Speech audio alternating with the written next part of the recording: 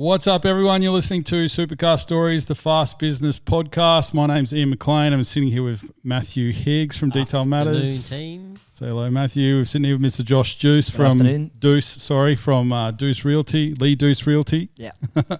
And we've got Charlie Barlow as well, motorsport presenter. Hello, gents. How are we?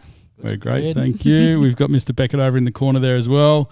And then we've got Pete up on the switch room today. We're missing our amazing switching and photography team, so they're over having a great holiday.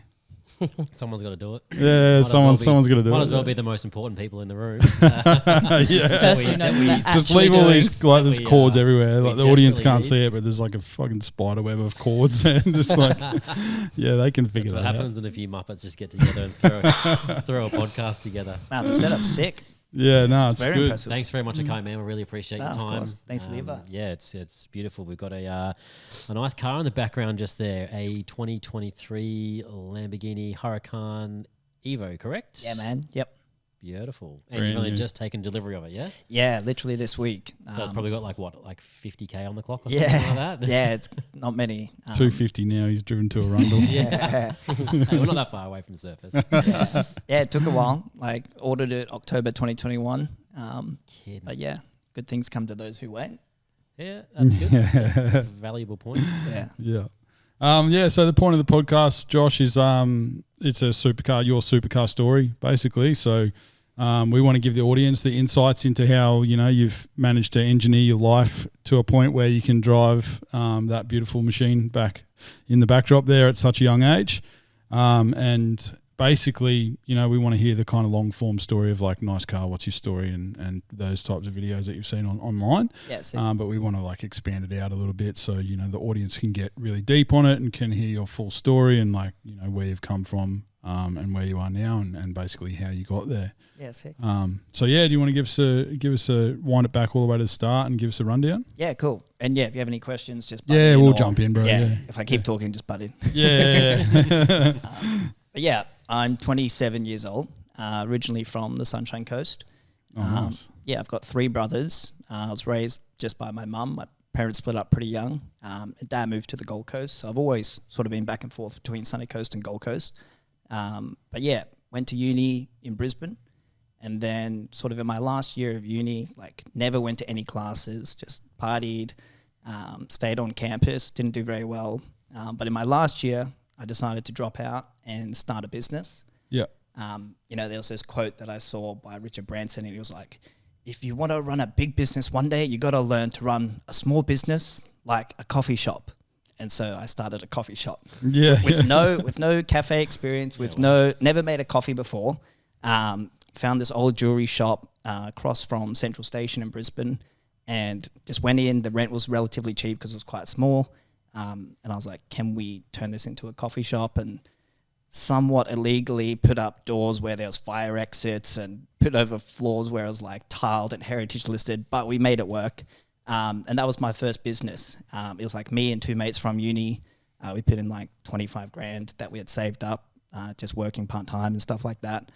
And yeah, we started our first business right across from Central Station.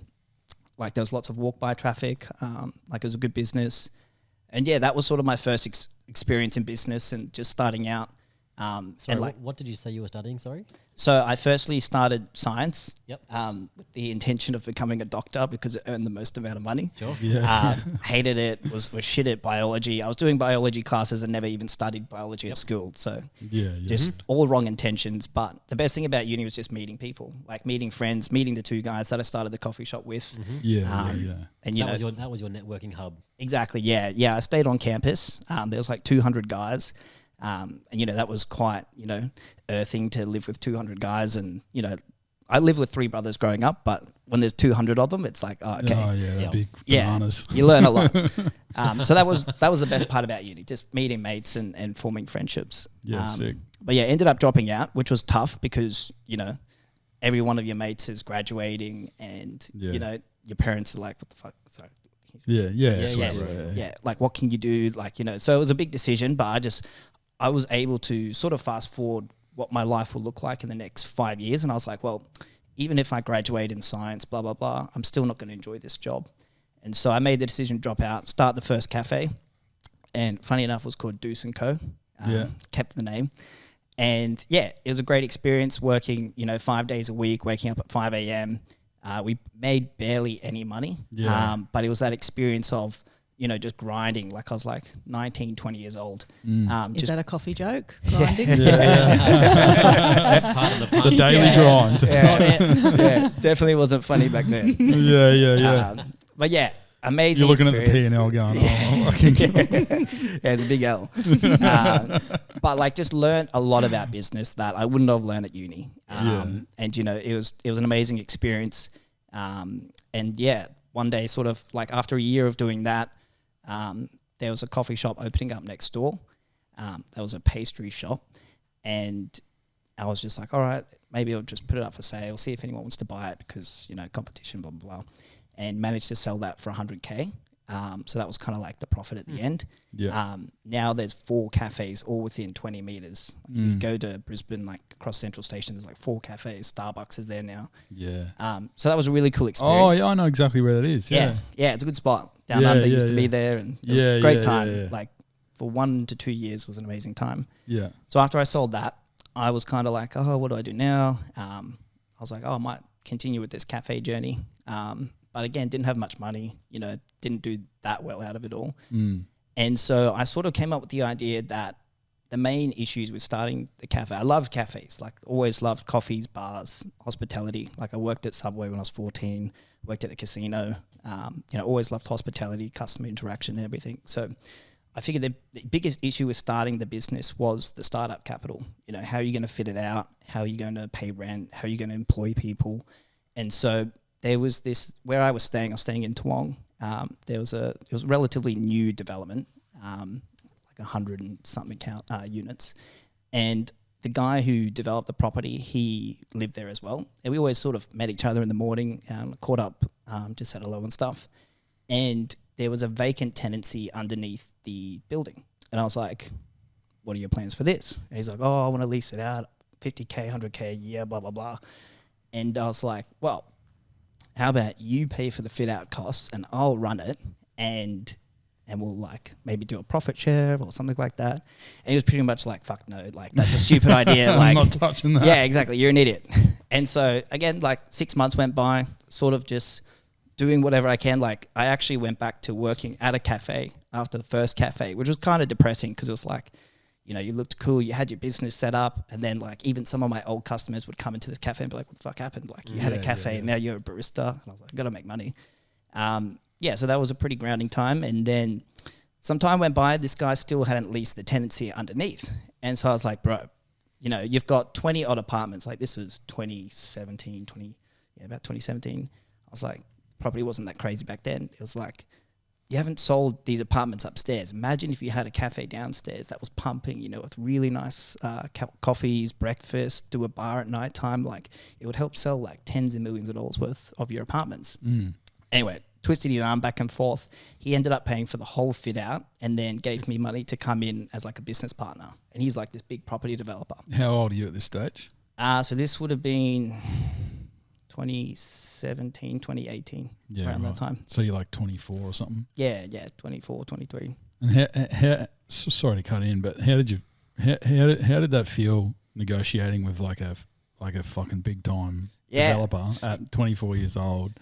Like I'm assuming that you had a lot of like imposter syndrome stuff, like who am I to do a deal with this guy? Like he's worth millions, for sure. Blah blah blah. Like how did you overcome all that and like get the deal done? Yeah, I mean, my thinking back then is the still thinking today. And it's like, if the deal's there to be done, it'll be done. And if it's not going to be done. Yeah. And so back then I was like, I've got nothing to lose. Like if he tells me to fuck off or like not do a deal, okay, like what have I got to lose? But I wasn't afraid to just ask the questions, put in the effort. Like I even found it the other day. I put together like a business presentation and looking at it now, I'm like, what the fuck? How did this guy invest? Like, this guy signed up for this? Yeah. I was like, he must have been desperate. But again, it's all that experience, like, it proves you're a good salesman too, right? Yeah. Yeah. If your presentation ain't all that crash hot, but you still get to sign on the line, then exactly. You're doing something right. Yep. So that's a very good question though. How did you find that? How did you just go, you know what? I'm going to try and sell nice Yeah. Us to Eskimos here. Yeah, obviously super nervous. You know, it's never easy, but it just comes through like, again, that experience in hospitality, just talking to people, whether they're like young guys from uni or like 60-year-old experienced businessmen. At the end of the day, it's just like respect and, you know, just listening, asking questions like, what do you want to see in this cafe? What do you want it to look like? And how can I help you do that? You know, oh, you want it built like this? I'll go find a builder like that. So just listening, asking a lot of questions, and then just providing some sort of solution. And, you know, at the end of the day, we're all human, and it was just like a genuine experience. But again, it was like, I wasn't afraid to lose. Like, it was like, if he told me no again, like he did 6 months ago, then who cares? But yeah, basically managed to get that deal done, and we built that whole cafe out. And then like, that was an amazing cafe bar. And from that, I was like, well, why can't I do more? And because I had already that foundation, I was able to scale that up to about 5 hospitality venues, all structured the same way. So basically we had like, one in Nunda, one in South Brisbane, another one in Milton, and basically, all structured the same way, where basically the landlord paid for the fit out and we did like a profit share, didn't have to pay any rent. And it was like an old school business model that had just a little bit of thinking in it that made it a lot better. And so, over my time, I had 5 hospitality venues like that structured, where the vendor was basically my business partner, which worked really well. You know, a lot of people's excuse in starting businesses, I don't have the money, where it's like, if you just put in a little bit of effort, then, you know, anything's possible. So that was sort of the next phase of hospitality. And then it got to a stage where I was like, 2017, 2018, it's hard to make money in hospitality, even if you have it set up this well. Like, I've got mates that have scaled to like tens of cafes, some of the best coffee in Southeast Queensland, and still find it really hard. And so that's when I kind of started looking into real estate. So Dad's worked for a couple of developers here on the Gold Coast for some time. And so I've always had a bit of taste for real estate, property development, property sales. And one of my mates I went to uni with, he was like, oh, bro, why don't you come over to Taiwan and, you know, we can just go out. I didn't even know where Taiwan was. I thought it was Thailand.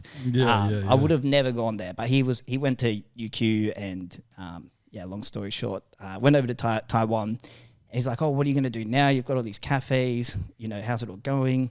And I was like, look, I'm not really feeling it. I don't really want to expand this business. It's still hard to make money. You've got to pay staff. Like, there's no way around that. You still have to make money at the end of the day. And it's hard to make money selling like $4 coffees. And so I was like, look, I might get into property on the side. Like, Dad's got these developers that I can probably sell houses for. And he came up with the idea, why don't you sell them to people that live in Taiwan, because Taiwanese people are rich. And I was like, well, I've never sold a house before, and I don't speak Chinese, but why not? What have we got to lose? And so just little conversations like that came up, and it was like, all of a sudden his mum was friends with like the biggest immigration company in Taiwan that's been around for like 30 years. And so we went to meet her, and she's like, oh, we do these seminars where basically we've got, you know, groups of 20 people that come to these seminars, and they're on these big business visas that come to Australia. And, you know, if you want, you could sit in, do a little presentation, and maybe help them buy a house once they come to Australia. They were like, oh yeah, that sounds sick. So I came back to Brisbane at the time, and basically met with a property developer, pitched them this idea of, you know, I want to go to Taiwan. I want to sell these, you know, new homes to these people overseas that are immigrating to the Gold Coast. You know, can we maybe have some money to go overseas to pay for this trip? For the first trip, they were like, no. You know, this is a huge risk. There's no guarantee, blah, blah, blah. So at the time, had all the cafes, weren't making much money. Literally had like a credit card at the time that I paid for a trip to go over to Taiwan to do this big seminar. And this was sort of around the time I met John, my business partner. And one of the guys who worked for the property developer, he was kind of lecturing me about how to sell properties, how to do this, that. So I learned a lot of him. And he's like, who's going to do the presentation? Like, no one over Taiwan speaks English. Like, who's going to speak Chinese? I was like, oh, my friend Tom, who I met at uni, who's like, can't talk or anything, but he's going to do it. And we had a Zoom call with him, and he's like stoned, and I'm just like, bro, like, this is not looking good. And it was just all shambles. And then is he the same age as you as well? Like Yeah. the same. Okay. Right. yeah, his dad works in Taiwan. Yep. Has a big business over there, but we just met through uni and just remained friends from uni. But the guy who worked for the developer was like, how about I introduce you to this guy who's from Taiwan that sold houses before and see if you guys are a good click. So I met with John, and like first experience was like, well, fuck, who's this guy? Like you've obviously met John before. He's from Taiwan, lives on the Gold Coast, has a family. So he's got that story. It's not just, he's some Taiwanese person living on the Gold Coast. He's got the story of immigrating. He actually went to America as well. So in Taiwan, they don't even think about Australia as a place to immigrate to. It's like that seminar is a pitch to try and get them here, but they're not even thinking about that. Like they want to go to the US, they want to go to the UK. Yeah. But John had the experience of going from Taiwan to the US for 30 years and then coming to the Gold Coast. So he's got the story of Australia is a lot better than the US in regards to safety, racism, stuff like that. And so I was like, I saw something in John where I was like, that story could connect with people. Plus he had experience selling luxury homes. And so for the first trip, I was like, all right, I'll fly you over. We'll stay in Taiwan and we'll sell some properties. And so I booked the cheapest Airbnb I could. I booked economy flights, like full budget trip. Didn't know much about John then, blah, blah, blah. And so we went over on the first trip and we get to the seminar room. We get to the like stingy Airbnb, flying economy. And yeah, we get to the seminar room and our immigration team sort of start off the seminar. There's like 50 people here. And I'm like, fuck yeah, if we sell one house that clears the debt for the trip, like awesome, like 25 grand, done. And the seminar starts off and she starts talking. There's like, you can tell there's money in this room. Like there's some serious people in this room. And I was like, all right, we only have to sell one property. And as she starts talking, she talks about like how to immigrate to Australia, like the visas, blah, blah, blah. And it's all in Chinese, so I can't understand. But you can tell like people are on their phone. They're, starting to get bored. Their heads are going down. They're looking at her like, oh, this is boring. Yeah, I'm just sitting there, fuck. They're all like, ready to this is bounce. not good. Yeah, this is not good. And then there's like an intermission. And I'm just like, go to John, I'm like, bro, this is so bad. Like, I'm going to lose money on this trip. We're not going to sell anything. This is going to be absolutely horrible. And then John starts after the intermission. And he's talking in Chinese. And slowly people start to put their phones down. They start to look at him. They start to laugh. He starts walking through the whole seminar room. We're like, oh, what the fuck? And he's like selling the crowd. And I'm like, wow. Like you could feel like, oh, this guy knows what he's doing. He genuinely believes like in what he's doing. And like he's connecting with people, interacting, asking questions, giving compliments. And I just like felt that energy from him. I was like, this is going to be success. And then long story short, after that trip, we made no sales. And it was kind of like a bit of a depressing time for like 3 months because I was like, fuck, that was such a good opportunity. Like what happened? Like, what did we do wrong? And we had to do like some self-reflect, like, is this a good business idea? Like, I've got to pay off this credit card now. The cafes aren't doing that well. It's not bringing in that much money. And sort of like 3 months went by where we're like, oh, this was just a bit of a dumb idea. Like, let's not try it again. Like, it's a bit of out of our league. Yeah. And then all of a sudden I took a video in that first seminar and sent it to my dad. And it was like literally just me. Like I look like a kid filming it. It was like 2017, just filming it. And it was just of me in the seminar room and sent it to dad. And he was in a meeting one day with a property developer and she asked about me and he showed her this video and she was like, it's an interesting idea. Like, can I meet your son? I was like, yeah, sure. And so we went and met with her, me and John, and like we go meet with her and we're like, oh, what's happening? And she's like, oh, you guys went to Taiwan, you've got this idea, immigration. We're like, yeah, it was an amazing trip. We had all these people here. It was such a success. She's like, how many houses did you sell? We're like, none. And she's like, oh, okay.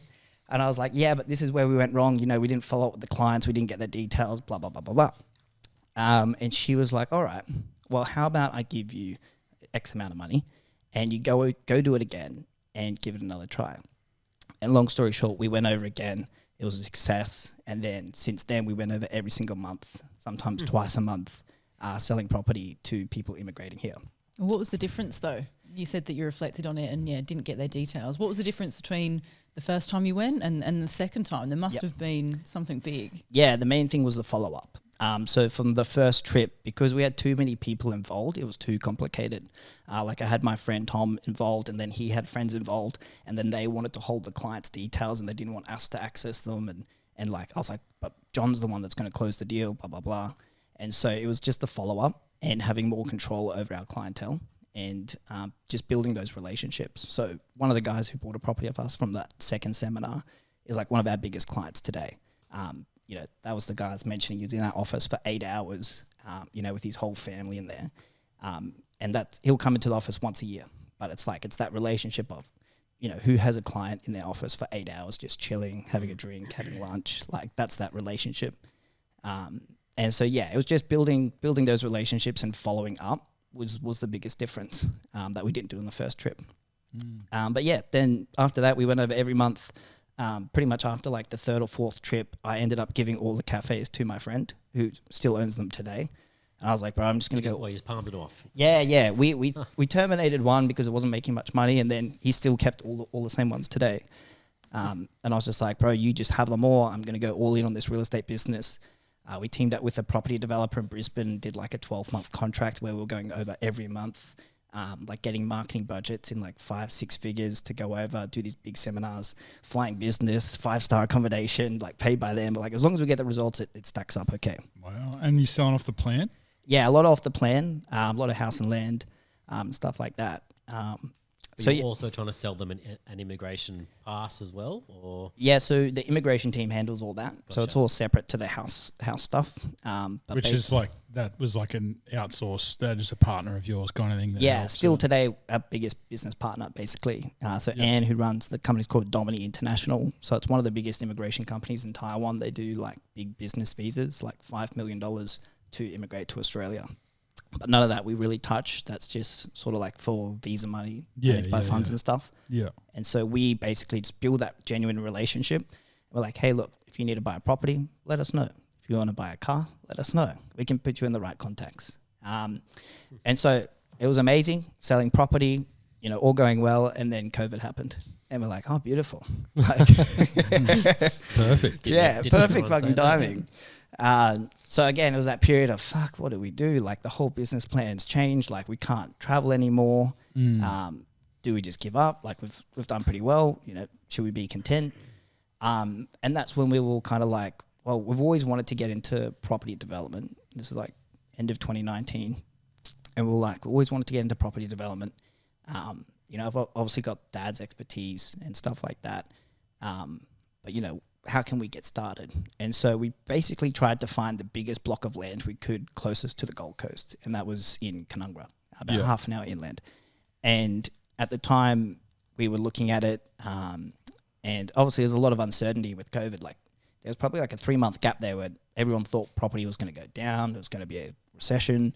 But we made the conscious decision of buying this block of land, got it under contract, and yeah, again, that whole process is very, very long, but basically over time we got it approved for different uses. We chopped it up, and we managed to like 5 times the value of what we paid for it within like 2 years.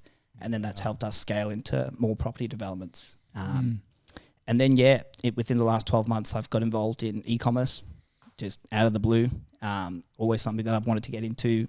Got some great business partners with that as well. Currently building like ideally Australia's largest like detergent cleaning company. So that's really exciting. Wow. Kind of got us to here. Yeah, wow. And then where did the cars come in? Like you just kind of always loved cars, or got into cars as your business grew? Yeah, so cars and watches, you know, always loved. And again, that was that kind of relationship building with John. Like John's like my brother now today. Like when we first met, he was wearing an Audemars Piguet watch, and you know, it was a watch that I've always seen as a kid and always wanted. Like my favorite poker player won one of the biggest poker tournaments with an AP on, and I was like, damn, I've always wanted to see this watch. And he was wearing one, and I was like, no one in Australia wears this. This is like 2016. I was like, no one wears this watch. Like, who is this guy? And that was that relationship. And he's like, oh, you know, when I was a kid, I had a Lamborghini and I drove it from LA to Vegas and I got caught over by a helicopter. And I was like, this guy's crazy. And so that's why we had that click. And then, in 2019, we got our first supercars. That was like on the back of all our success with going overseas and stuff. And then, just always loved cars. Like we've got the STO now and the Evo. And yeah, we've got plans to buy more cars. Yeah, sick. You mentioned before we sat down that you've got a couple that are lined up. Can you talk about that yet? Can you give us a hint on what's coming? We've got an Urus. Oh, yeah. Yeah, we can probably reveal that, and 2 Ferraris, but probably can't reveal those. Is one an SF? I think I might already know. SF90? Yeah. No. I'm all right. going to call it Okay. down and say it's the SUV. But we'll wait. You know what? I'll just message Gary and ask him what he's ordered. We know. No secrets here. Yeah, we know the guys are It's the Ferrari. Gold Coast, yeah, right? Gold Coast is pretty small. Yeah. Well, I think I really want to know, what's your family's response? You were saying, I was going to be a doctor. I'm in uni. I'm having the time of my life because I'm not going to classes. And then you drop out, and you said that was a dark time. Now, we're sitting here with a Lamborghini behind us. You're not only managing a business that is growing, that is developing, you've gone into e-commerce. Yeah, like those days where your mum and dad were probably like, what are you doing, Josh? Yeah. What is it like now? Yeah, I mean, like, I would say overall they've always been very supportive, which has been helpful. Whether I was starting up a coffee shop or getting a job at the casino, mum's always been like, wow, that's great. Yeah. And like dad, of course, has the property experience, so he's always been able to help mentor. Like he used to have hospitality venues as well, so he's always provided his advice and, taught me a lot about finding sites, which is like my biggest role within the business. So always been quite supportive. When it gets into like the details of things, I don't really ask for advice. Like I wouldn't be like, hey mum, what do you think about buying this Evo? Yeah. That's a no. How much you spend on $500,000? Yeah. So like, it's more like I tell them after it's done rather than this is my idea. That's I'm guilty me. of that. Yeah. By the way, I bought this. Yeah, exactly. I think you're in good company for that. Yeah. We had a mill on here the other day. Yeah, cool. And just calculating the timing, it should be all right to say that on this podcast. Yeah, it's going live probably tonight. be released by then. But yeah, he had a similar story. He bought his first Ferrari, and then he told his mum that it was $100,000. Yeah. And she blew, 600. she blew up at him. She blew up at him. She's like, "You spent how much?" 100,000. Yeah. What? Yeah, it's crazy. I mean, now you can say, oh, I bought this car, and it's probably worth more than what you paid for it. Yeah. Yeah, exactly. It's interesting though, like cars like bring people together, like in business especially. Like, recently there was a Lamborghini day, and like I looked at some of the reels, and I'm like, half my friends are there. Yeah. Like, I know a lot of people there. I'm like, that's sort of what watches and cars do in business. It opens up your network, which Exactly. is Talking super points. important. Yeah, it's super important, and that's probably 90% of the reason why we bought the cars. Yep. And why we brand the office, brand our company, and everything. Like even 2 years ago, we went to the Formula One with Lamborghini, and we met a guy called Sheng, another crazy Asian guy, and we just hit it off. We're like, oh, nice watch. Had a 2-tone Yachtmaster 2 on, and nice watch. What car do you drive? Oh, cool. Where you from? Oh, okay. You want to grab dinner? Yeah, why not? Okay. And then John and him obviously talk. Oh, Sheng's business partner is also from Taiwan. Oh, cool. What do you guys do? Oh, they have like the biggest importing company for gaming chairs and gaming tables to Officeworks, JB Hi-Fi, blah blah blah. I'm like, oh, that's sick. Long story short, go out for dinner, build a relationship that trip, and then last year I was going to Vegas around this time, and he's like, oh, Josh, I really want to come and see you before you go to Vegas. Can I come over and see you? I was like, yeah, of course. Books like the penthouse at the Darling for the weekend, and we took him out to the Sanctuary Cove boat show. Just John and I, hospitality, like, everything, we'll sort you out while you're here. Took him to the boat show. Of course, we got there late, and Garian was there. Kudos to Garian. Set up the whole Ferrari tent again just for Sheng, and Sheng's like, wow, like, a lot of respect for John and Josh from Garian. And he's like, oh, I've always wanted to buy a Ferrari. I've got Lamborghinis, blah, blah, blah. Cars overseas, but I've always wanted to buy a Ferrari or at least look at them. And Garen's like, oh, look, we're closed tomorrow, but we can open up, John's VIP, blah, blah, blah. And so the next day we went into Ferrari, no intentions, just have a look, maybe see. He ends up buying an F8 Spider the next day and just wanted to come see us for the day. And yeah, that's the kind of caliber people you just meet through these kind of events. And, fast forward another year. Now we hanged out with him at Formula One this year again. And now me, John, and him are setting up a company to be the national distributor for the e-commerce company. Wow. And so he can get our product into about 4,000 stores across New Zealand and Australia. Wow, that's incredible. Yeah, bro. That's And the detergent product? the or- detergent product, like talking Yeah, about doing like 100 mil plus a year. Yep. Just through these national distribution companies. So yeah, And crazy connection. What's the detergent product all about? Yeah, so Like for homes, cars, so driveways? yeah, another cool story. Basically 2 years ago, I met these two guys. I bought a Yu-Gi-Oh card from them. Like I collect, Pokemon and Yu-Gi-Oh cards. And they posted it on like a Facebook chat. And I saw they were on the Gold Coast. And I was like, oh, meet up, have a look. Bought it off them. And they used that money to start an e-commerce company. And they learned everything from this guy called Davey Fogarty. You guys might have seen him. He started at Woody. Yep. And Oh, yeah. I've seen him. he's basically posted on YouTube how to start an e-commerce business with a few $100s. Amazing content. Yeah. And the boys had studied all that and they used that money to start the business. And throughout like 12 months, we just kept in touch, like just from that Yu-Gi-Oh card exchange.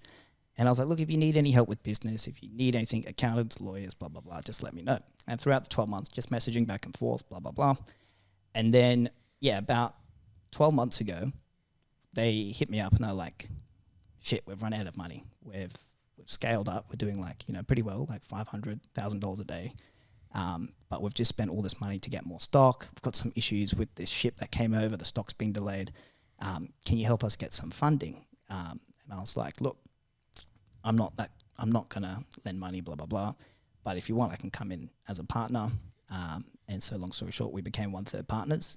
And then, in the last 12 months, just sort of like 20x the business.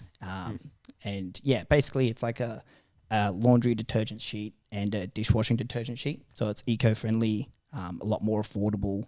And just like an all-round great product. And their marketing and branding's amazing. Like it's just very honest, open, transparent, a bit controversial. But it's been a great success. And, we're in talks now with some massive retail companies, like I was mentioning with Sheng, to get it into all like, Woolworths, Coles, Big W, etc. And just grow it to be massive. Perfect. Wow, that's cool. Yeah. We should have a talk after the I was just podcast about to say because we've got some yeah. contacts that we could probably help you out with too. Sick. That'd be and, awesome. and vice versa, actually. Yeah. Because Yeah. we've that'll be a story for another day. Yeah, Like sick. we're here all day talking about it. Isn't it interesting though? Like like we're all so different, but all of our businesses can intertwine at some level. Easily. Yeah. And like help. Like we've done business with a lot of people on the Gold Coast, and nearly every one of them's added value. Like unbelievable. Absolutely. And I think that's like the Australian nature as well. It's like everyone wants to help everyone. Like I've only been in e-com for 12 months now, and last week I was on a Zoom call with Davey from the Woody, and he's giving us advice on how to do this and that, and it was just through Instagram DMs. Yep. Even Nick from High Smile, I've been in contact with him, just giving honest advice. Like, and it's like that's just the Aussie nature You of. tell him to give me some teeth whitening strips. Yeah. But I do also think it's a little bit new money, right? It's very much like, hey, this is how I've gone and done it. And whether that's the, in my opinion, impact of socials as well, the fact that you can just go and shoot someone a DM and be like, hey, mate, this is where I'm at. Yeah. Like, let's work together. But I think it is a new age. This makes me sound really old. We nearly did the let's talk I'm the about oldest. how old We were talking about. The audience probably won't see it, but we were talking about age before, and Charlie was giving me shit because I'm the oldest in the room. But Everyone's giving me shit because I've got the greyest hair in the room. yeah, I tried to slope your shoulder onto you, but it didn't work. But it goes back to what Josh was just saying a minute ago. Like sending the DM, who cares if they say no, right? Exactly. Because What do you got to lose? what do you got to Exactly. lose? Nothing. If it moves into something better, then win-win. Yeah, I mean, we didn't think he was going to respond. We'd be like, oh, what are the chances? Yep. And then, just a couple of messages back and forth, and we've got a Zoom call, and I'm like, hey, boys, Davey, we've got a call with him. They're like, what the fuck? yeah. What the hell? Yeah. Everyone's on their best behaviour. Yeah, I bet Yeah, no one exactly. turned up stoned to that meeting. Yeah. That was a really good chat. That's awesome. So are you addicted to e-com now?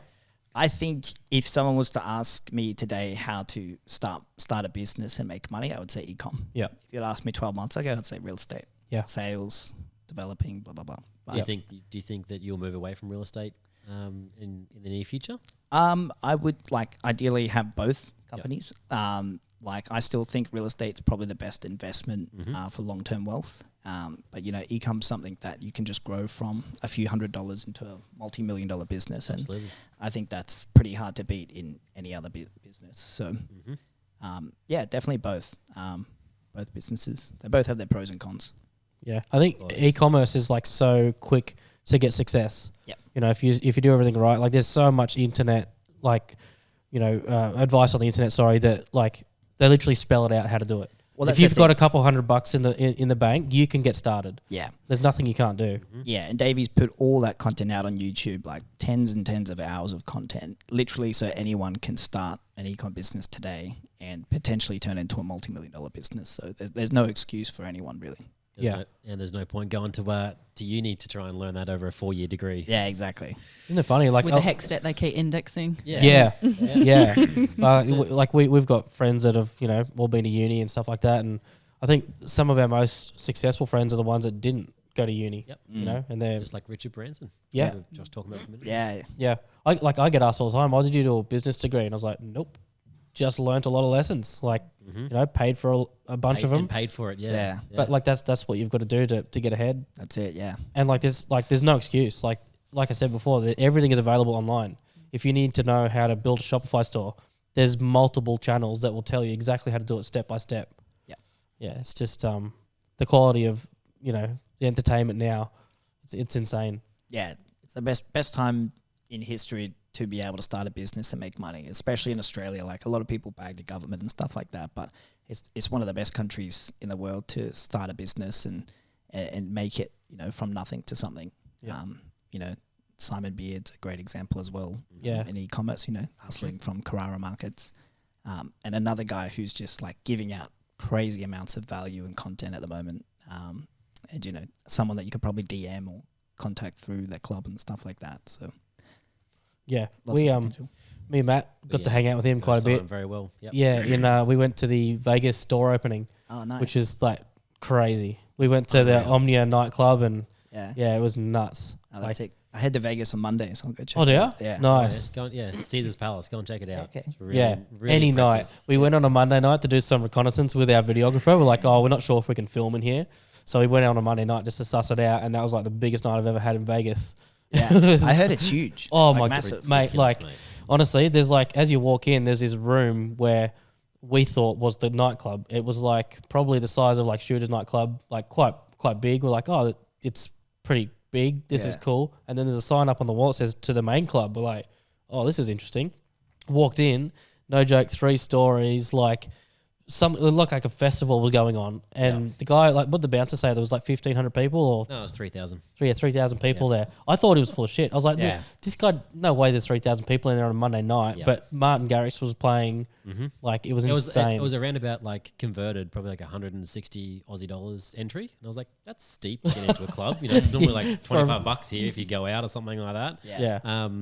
But like whatever, I went in Vegas, go and check it out, and I was like, that was very well spent money. Yeah. Yeah.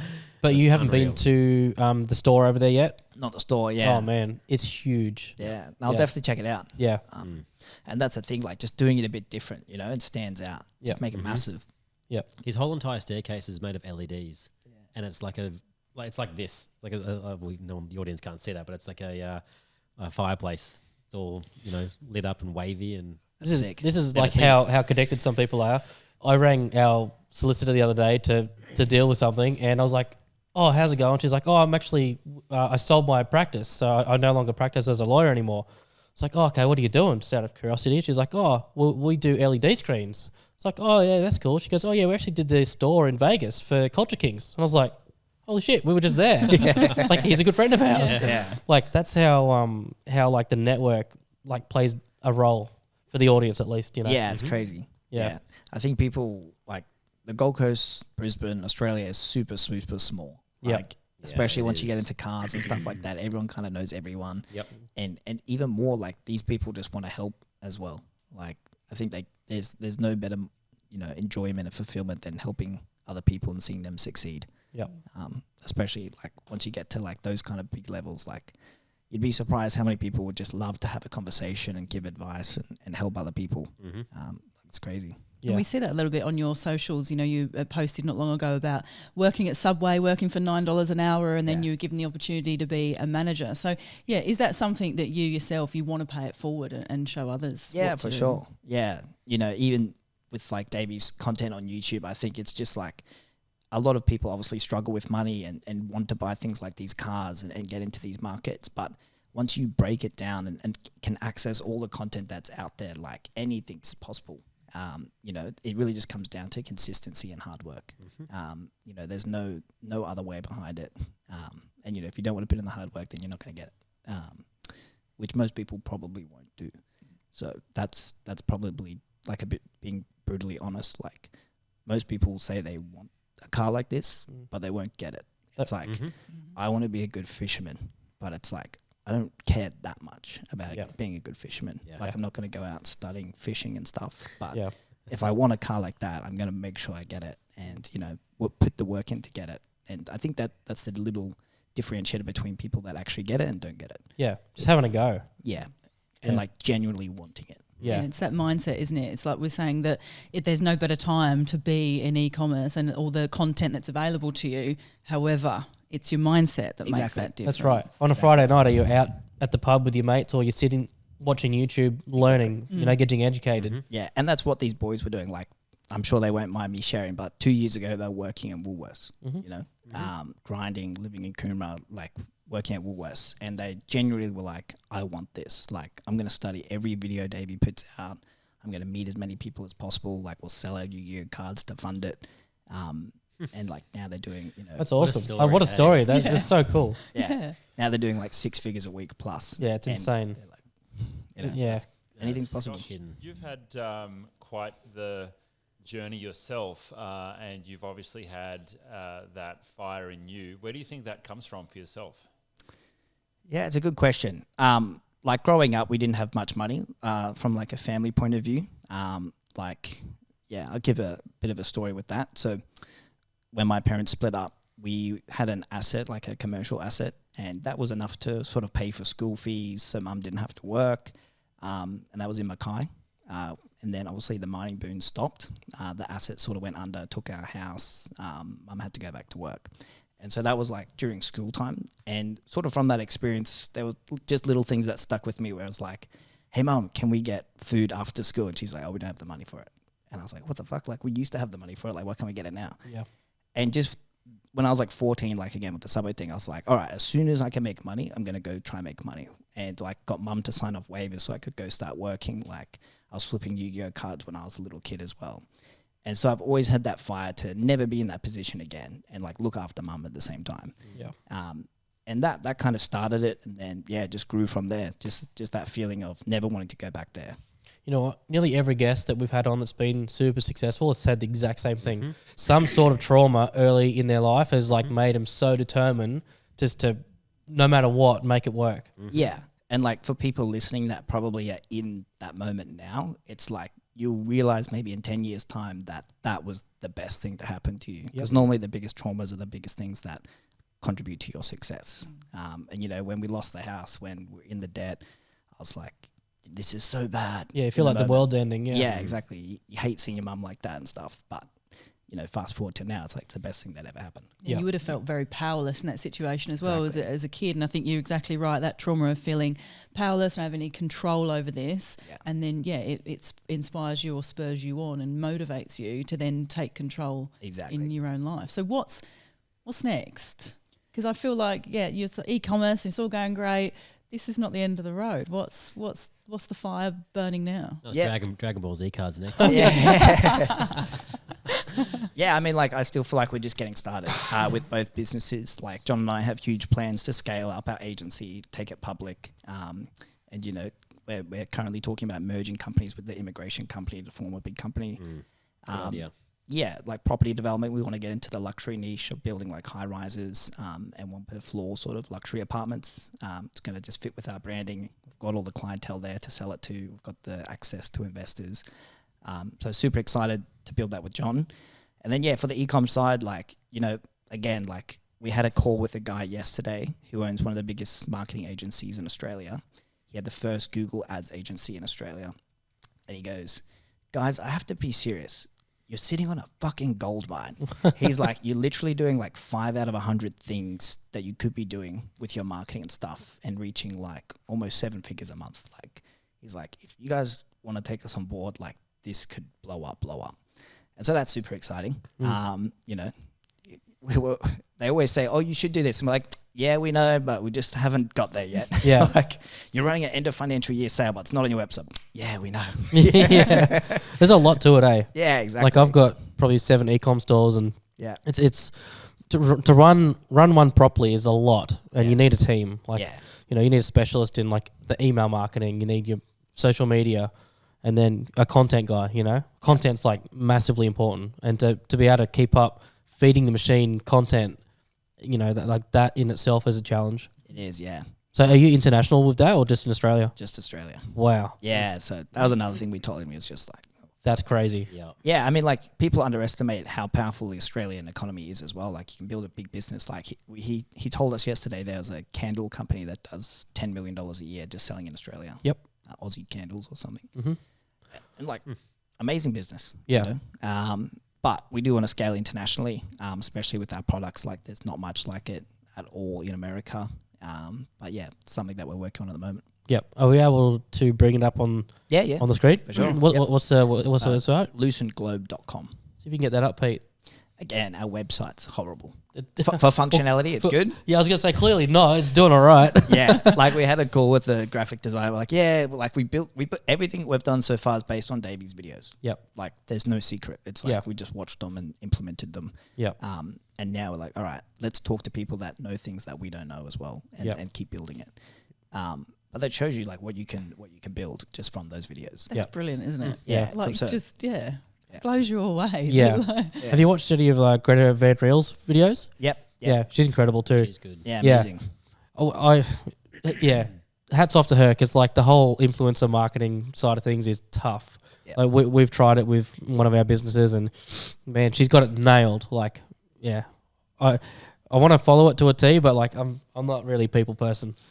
Yeah, it's hard. I'll be honest, it's Yeah. so tough. Yeah, and you can get it done really badly as well. Like if you reach out and you're like, hey, here's my $30 box of laundry. You can have it for free, but you got to post a story, you got to post a post, and you got to do DM. Yeah. Yeah. It's like, what? Yeah, Like a lot of people can get it wrong where it's just at the end of the day, it's again, just building that genuine relationship with Yeah. them.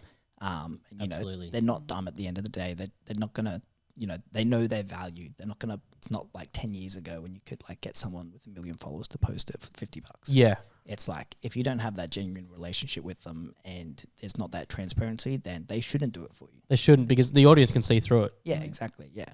And they're ruining their own reputation. Yeah, It's like, which is worth more than money. yeah.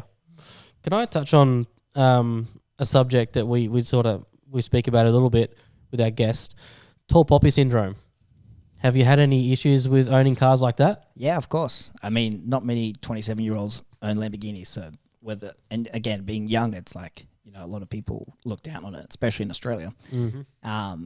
But again, it's just like that feeling of, I don't give a fuck. And like, Yeah. that's Lamborghini. Yeah. Like, that's why we love Lambo compared to a lot of other brands. It's like, I just don't give a fuck. Yeah. Like that kind of brand. Loud and proud. Exactly, yeah. Yeah. Like, you see the way John dresses, you see the way our company's portrayed. It's like, at the end of the day, all we care about is the result. And Yeah. for us, we know our intention, we know our goals. And, you know, no matter what you do, whether you drive a Lamborghini or you drive a Camry, like, doesn't matter. It's like people will still judge you. Exactly. So it's like, why take their aspects and stuff into consideration? Like, just go ham and focus on what's going to get me the result at the end of the day. Yeah. And I think that mentally, when you're in that sort of position, it gives you a bit more drive for the day. I think it makes you invincible. If you don't Exactly. give a shit what anyone thinks, Yeah. and you're looking after you and your team, Yeah. like no one can stop you. Yeah, and that was one of the main reasons why I connected with John so well. Like, when we first met, I didn't have much confidence and stuff like that, and I saw him and I was like, wow, he wears these shoes, doesn't care, like just dresses like a rock star every day. Like, no one I've ever met dresses like him or acts like him. So I was like, I love him because he's him and he doesn't care. Yeah. And you'll find other people respect that as well. Like, we deal with a lot of crazy rich Asians, as we say, Yeah.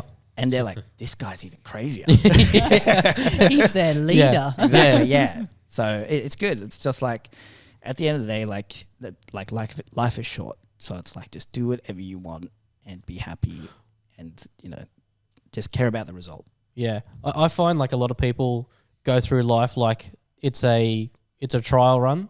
Yeah. They forget that like yesterday's already gone. Yeah. You can't go back. Yeah. And everyone's just sort of like so reserved and so like anti like, you know, People progress. are afraid to lose. yeah. And to you know, fail. Exactly, yeah. And like John gives me shit about it all the time, but I'm like, you know, if I fail 9 out of 10 times, I'm happy. And Yeah. I'm not afraid to fail 9 out of 10 times because Yeah. I know that 10th time could be 100,000x. Yeah. But people are like, oh, I don't want to try it because people will laugh at me and I'll fail at this, whatever it is. Yeah. It's like, who cares at the end of the day? Absolutely. Yeah. So have you learned a lot of lessons from him? Yeah, for sure. I mean, obviously, there's an age gap, even though he looks 20, you know, he's not 20. Yeah. And he's already got a lot of business experience, comes from a family that runs a big business as well. So again, yeah, learned tons of John, and then vice versa. You know, we both are polar opposite personalities and et cetera, et cetera. We have common interests, but, you know, he's very loud, exorbitant, where I'm more technical and into the business and stuff, where, yeah, we just clicked really well and worked together really well, and sort of feed off each other's pros and cons. Like, yeah, we both have a lot of cons, but we both have some pros. Yeah. La- Right. Lamborghini seems to have like a particular kind of fuck you attitude about it. Yeah. That seems to be, you know, very much, you know, your business partner's vibe. But like, does it appeal to you? It's like a very like young, new money kind of vibe, isn't it? For sure. Yeah. I mean, like the story of Lamborghini is like what inspired me, you know, trying to give some feedback to Ferrari, getting told to fuck off and then being like, oh, I'll show you. Like, I'll build it even bigger. So I like the story behind it. I love the brand. You know, we love AP as well. John and I collect a lot of AP watches. And again, it's just that kind of like raw mentality of, you know, we're going to do this regardless of what people think. If we fail, we don't care. We're going to keep going. And, you know, we think long term rather than what's the short term outcome. But yeah, I'd say we both have the similar sort of reason why we like Lamborghini. Not to say like we don't like brands like Ferrari and stuff like that, but again, even buying Lamborghini compared to Ferrari for like our first supercars was another, you know, strategic thing, because Ferrari owners are typically, you know, they care more about the specs. You know, they've got more options on the badge, so they're a different clientele. You'll even notice it, like where I was like, okay, there's probably more likely going to be business opportunities with the Lamborghini owners than the Ferrari owners. Yeah. That was our thinking. And, you know, meeting Sheng is a great example of it. Yeah. So with everything that you've got going on your plate, it's obviously quite full at the moment. How do you find mental health comes into that? Did you have Huge. any, you know, good days, bad days? Yeah, of course. Obviously, like that's with anybody. But Yeah. does mental health play a big part in it for you? For sure, And- yeah. And how do you deal with it?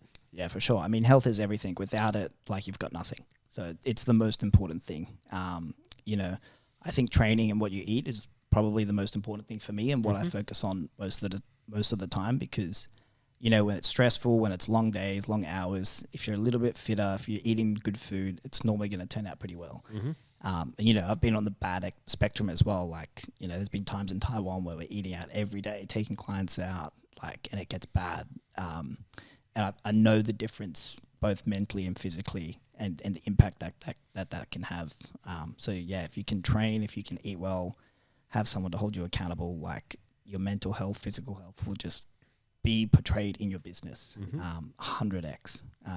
Do you have someone that you fall back on to talk about, you know, either personal things or business things or anything like that? Is it a family member or a mentor or business for sure. partner? Yeah, for a physical aspect, like, I have a personal trainer. Yep. Even though I know how to train, I know how to eat. Having a PT is just there to keep me accountable. Like, 100%. he'll tell me, like, I'm a bitch if I'm not training. Or Yeah, you didn't come to the session this morning. exactly. Yeah. So, like, I found that super helpful for, like, a physical accountability thing. Yep. And like John, you know, my business partner, like, we talk about everything. We're brothers. From like a mental health point of view, has always been there, and like, you know, family and stuff like that as well. Yeah. Awesome. That's interesting. Going back, like, you know, the early days, would you change anything knowing what you know now? Like, no regrets. But, you know, I think ecom probably would have loved to get into earlier. Yep. Like, I've always seen ecom as too complex and confusing and hard to pick a product, hard to set up a store. But now with all the knowledge that's out there, I would have loved to get into it earlier. Yeah. Just because of its scalability nature. Yeah. So yeah, would have loved to start ecom earlier, you know, especially like instead of working in jobs when I was like a teenager, if I had the knowledge that I had now about what's online and how to structure it up, like, you know, there's guys that are building $1 million businesses and they're 16, 17 years old. So I would have loved to have that knowledge back then and being able to implement that rather than working, you know, a job to make $1,000 here and there. Yeah, for sure. Oh, that's interesting. Yeah, I'm pretty much in the same boat. I kind of wish I had started ecom earlier. Like I've had traditional businesses and you know, successful ones, not so successful ones, and the easiest ones to get off the ground have always been ecom. You know, For sure. like you just got to find the right niche. Yeah. Yeah. So you've seen kind of like the product side of business selling property. I mean, I call that product business because you're selling things.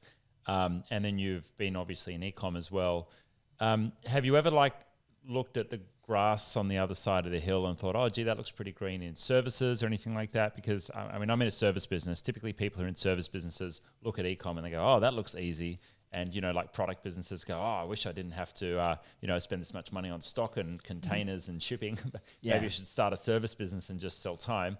What are your thoughts on that? Do you ever get tempted? Yeah, for sure. I mean, I've got a few friends that have some massive service businesses. There's a lot of pros to having a service-based business. Like, you know, if you can create an online product, you know, it's 100% profit, basically. You don't have to worry about ordering in stock, et cetera, et cetera. Again, with like the power of social media and building a personal brand, like you can build a service-based business to be massive, you know, without saying too much. Like we're looking at it and building our personal brand at the moment to get into that service-based business. I think it's a great opportunity. I think you can do both. Like you can have an e-com store and do service-based businesses. But yeah, I think, you know, with subscription products as well, like if you can generate a subscription product, I think that's the nuts. Yeah. Especially if you can deliver value, build a personal brand. You know, I think it's amazing. Yeah. I think personal branding is like a really, really important part nowadays in business because we sell a lot of stuff like on e-commerce based off our reputation. Yep. And if people don't know who you are, they just don't have that trust in the brand. Yep. So we're front and center with nearly every business we put out there purely just to get that brand trust from the customer. Mm-hmm. Yeah. It's what you said about John in the first place, wasn't it? It was the fact that, you guys were losing the room when you first did that presentation. Yep. John goes in there and tells everyone exactly his story, who he is, loud and proud, as you say. Yeah. That was the birth of your personal brand there, exactly, would you agree? 100%, yeah. And we say all the time, like, we care 100 times more about reputation than money. Like, any deal that we do, any interaction that we do, we always make sure that our reputation is going to stay in line. And any deal that we do, whatever we say, we mean it and we fulfill that duty, whatever we say we're going to do it. Yep. Even if it means a loss. Yeah, exactly.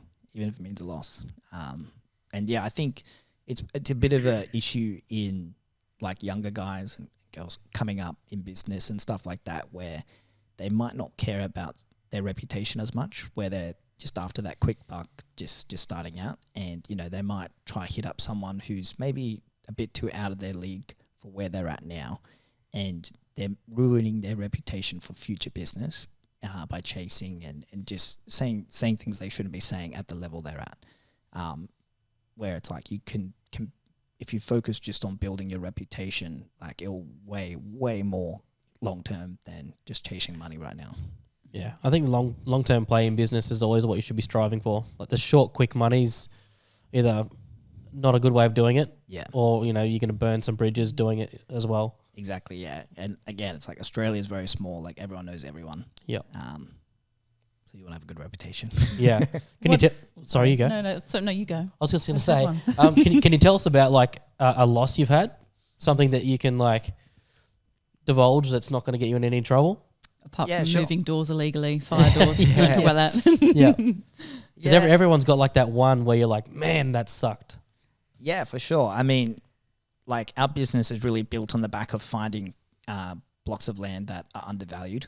Mm-hmm. And so whilst we've had a few successes, people don't see the ones that we've lost as well.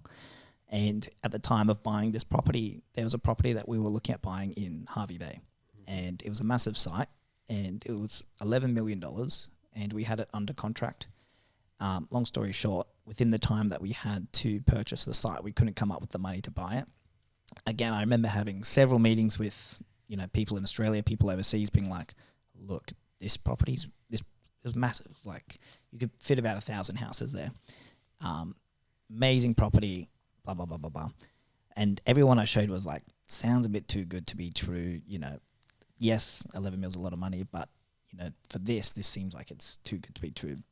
Long story short, we ended up forfeiting the contract. We couldn't come up with the money. A big property developer, Wednesday, who ended up purchasing the site for 17 mil. And it's probably 3x that today without doing anything to it. You're kidding. Yeah. Oh, Ouch. Yeah. So that was a big loss financially. But those kind of things happen all the time. And it's that same mentality of we just don't care. Like, if the deal's not there to be done, it's not for us, then it just wasn't meant to happen. We did everything we could to try come up with the money, to try show enough investors. And there'll always be another one? Exactly, yeah. Like, Australia's population is growing, so council, state government have to basically increase the footprint. That's what's developable. And so there's always going to be opportunities out there. Yep. We literally just bought a site up on the Sunshine Coast, just behind the Nambour Hospital. And it's like, we bought it because no one else was looking there. No one else put in the effort to go meet the farmer, build that relationship. Yep. I bought a site in Toowoomba just recently. Like, I went there, and I had a person come and help me as well. But we went there and built the relationship. And of course, like, when you tell the people the story at the end of the day, they're like, oh, fuck, you got lucky with that one. Yeah. You got lucky with that one. Yeah. But it's like, we're just putting in the work that people aren't doing. Like, with our property developments, basically 99% of developers will buy sites that are online and basically just work out the feasibility on that. Yep. Okay, it's on Real Commercial, it's on realestate.com. But all of the properties we buy are off market because we're targeting the sites that we know, look, if the deal comes off, it's going to be an amazing deal. Yep. And if it doesn't come off, then we're just not going to worry about it. And we say you make your money when you buy the site. Yeah. If you can buy it for 1, it's worth 5. Okay, you've already done the hardest job. The rest sort of just falls into place. And that's what we focus on mainly. Yeah. It's that extra step, is exactly what you were saying. It's outside that box thinking. It's what you can't learn at uni. It's the school of hard knocks. Yeah. Yeah. School of hard knocks. I know I sound really old, but it's so true, isn't it? It's that's when you learn everything. I know when I went to uni, I went and found the course that had the most practical thing in it. I could have just gone and worked in a newsroom and got that practical experience. But you're right, it's about taking that next step, the step that other people don't see. Instead of, just looking online and going, oh, that block looks great. Exactly. You went and did that extra thing. Yeah, exactly. We've spoken about it many times, like Simon's, Culture Kings being completely different in Vegas, or, people that actually put in the time to do Davey's videos and learn and implement it. Like, people that go to the gym and actually train and eat well, it's not complex, but it's those things. It's the difference between wanting it and really wanting it. It's the action. You got to take action. Like, and a lot of people procrastinate. Like, I'll start next week because next week going to be better than today. Yeah. Like, you two are probably both leading into what we usually have as our, like, a sort of a wrap up question, but it's normally like any advice that you can give to people that are listening that don't know where to start or don't know what to do. What would you normally suggest? Yeah, I mean, advice-wise, just don't be afraid to fail. First attempt in learning, isn't that right? Exactly, yeah. Exactly. If you fail, it means you failed once. You can just keep going. Advice-wise, there's so much content online, whether it's Davey's videos, other social media platforms and influencers. There's so much content online to build a business and to make money. There's so much content online to get fit and be healthy and have good relationships. There's so much support out there for mental health. It really just comes down to how bad do you want it? And I think to answer that question, you really have to define why you want it. Like, for me, it was just helping my mum. Yeah. And like that sort of pain and energy got me to where I am. But if you're like, oh, I just want to make money to buy a Lambo, well, when times are tough, that's not going to get you through the tough times. Yeah, exactly. Yeah. And like, when you got like your first supercar, I'm sure it's exciting for the first couple of weeks, but did you sit down like one day and just go, fuck, it's not as good as I thought? 100%. Yeah. I tell people that all the time. Yeah. Like, don't think you're going to be happier with a supercar. Of course, it's easier said when you've got one and they're very enjoyable, but think about like I tell my business partners today with Loose and Globe, it's like they saw the car and they're like, fuck, you know. I was like, guys, like you can easily get this tomorrow if you really wanted to. But I was like, mentally that they're not at that stage yet where it's like you can obtain this, but enjoy the process getting it, not so much the car. Like I told them, like, you know, enjoy the next few years building this business rather than buying the car or whatever. I was like, if you're not happy during the process, you're not going to be any more happier once the car arrives. Yep. You know, so focus on every day, you know, enjoying every aspect of life. And if you don't enjoy it, then change it. Like, what are you not enjoying? Yep. You know, John and I, we do self-reflect every week, like what went bad, what went good. And we just try to eliminate everything that went bad. That's good, actually. That's probably something that we might implement, you know, weekly reflections. Yeah. I think that's really good. Yeah. Do you guys like structure that? Like, do you make a point of sitting down and saying, right, let's just reflect on the last week?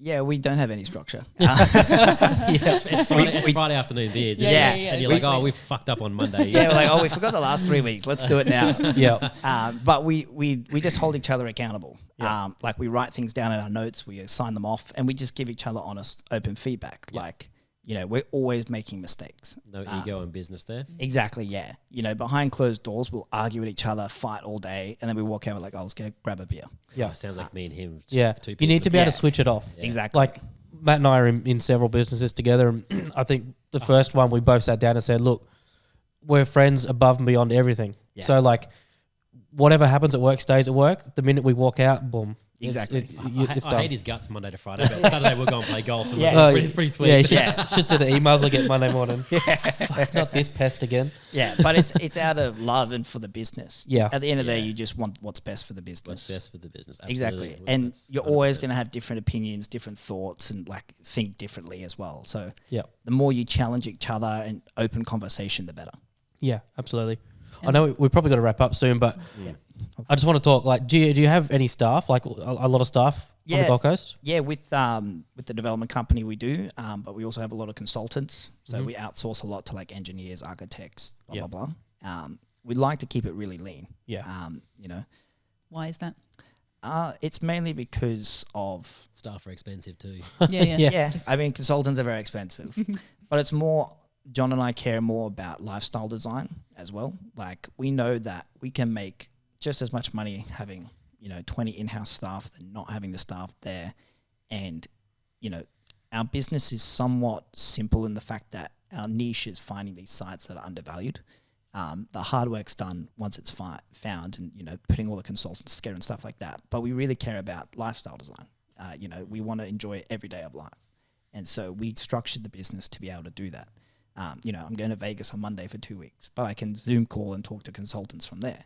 And we're not going to hold each other accountable. Like John's in Sydney at the moment. It's like, oh, bro, you should be here on the podcast. You know, it's like you do whatever you want. I do whatever I want. At the end of the day, the result's all that matters. Yeah. As long as the work gets done. Exactly, yeah. And And we've you both found come that. back stronger for it, right? Exactly, yeah. And when we're happy and life's good, it's like business just does way better.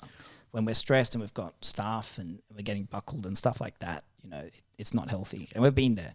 So we've learned that, you know, we work better when we're just flourishing and we enjoy every day. Yeah. You got to look after yourself. Yeah. Like, who was it? Pete that we had on. One of our guests recently said he makes a point of every quarter having one holiday that's like 2 weeks at a minimum. Yeah. Just to go away, reset, come back, and you know, fire on all cylinders. Yeah. Because you drive, like, I'm guilty of it. The last 2 years, I've been like drilling myself into the ground just to, because I thought I had to. But then, you know, we go and have a couple days off and you put your head up and you're like, oh shit, like I was so inefficient because I was just so worn out. Yeah. Couple days and bang, I'm back firing again and everything's clearer. Yeah, exactly. My strategy is 2 weeks at home every quarter and the rest on holidays. Yeah. That's Pete's mentality. This guy doesn't stay in one spot for too long. Yeah. I'm curious, on that note, Josh, if you're flexible and you're focusing on lifestyle design, where do you sit in the remote work wars that are going on right now? Do you think people collaborate better if they're in one place, or do you just do your own thing and you're happy to get it done via Zoom? Yeah, it's a good question. I think it's case by case with business. Like for our business, we would prefer people to be again, for our business, for the real estate side, we'd prefer people to work inside because we have clients coming in all the time. And if they see an empty office, we can be judged a certain way. Whereas if we have a full office, we're like, oh, it's busy, blah, blah, blah. But if it's like the e-com side, it's like, well, we've got people, working on Fiverr and Upwork and working remotely, and it's super efficient. That's, again, the results all we care about. So that's perfect. So I wouldn't want to comment on someone else's business, but that for me is what we've found, that, it's case by case with the business. Yep. Sure. Well, I think on that note, we might wrap things up. Yeah, we'll go have a look at this thing, eh? Have a quick look at the car, take some photos, maybe listen to it turn on. Yeah. It's probably close to a cold start now. It's been sitting there for about an hour and a half. But Josh, thank you very much for your time. We really welcome. appreciate Thanks for having me on. Charlie, thank you very much for coming as being one of our step-in guest hosts for today. Thank you. You told me it was a tour, and then you wrote me into this, guy. Yeah, sorry about I that. don't believe anything you say anymore. That's it. Yeah, we were short of a host. Well, we'll just rope her in. Ian's had to vacate. Quick apology on our colleague Ian. He's got a bit of emergency going on, so he's had to bail. But No stress. But yeah, no, we'll get back there and check out the car and Awesome. talk about some other stuff off camera. Cool. Thanks for having me on. Cool. Cheers, Thanks, guys. guys. Cheers. Cheers.